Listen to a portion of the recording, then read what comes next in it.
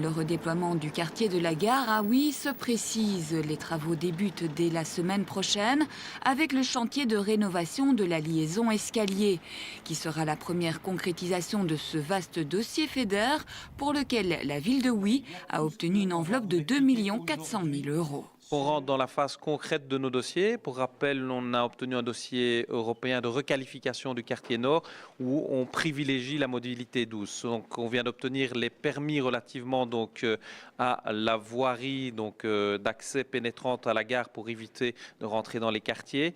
Et d'autre part, on va démarrer les travaux relativement à ce qu'on appelle la liaison escalier, donc qui quelque part relie la gare au quartier haut pour ceux qui connaissent le quartier Outremeuse de Huy. L'ensemble des abords directs de la gare vont donc être améliorés dans un souci de mobilité. Une zone dépose minutes sera aménagée juste en face de l'entrée principale. 14 places de parking pour un stationnement maximum de 15 minutes. Dans la foulée de ces réalisations, la nouvelle voie de délestage vers le quai de Compiègne sera déterminante. Elle désengorgera de manière significative la rue Albert Ier et l'ensemble du quartier.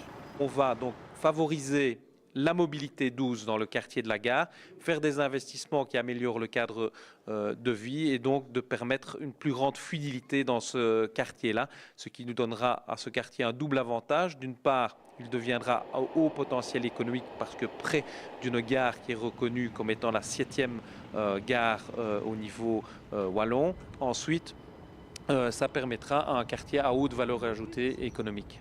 Si 3 projets ont été repris dans le dossier FEDER de requalification du quartier, d'autres vont également se concrétiser. Au programme notamment et dans la même optique de mobilité, la création d'un parking de délestage de 87 places au pied du pont de l'Europe. C'est tout le quartier qui va être redynamisé.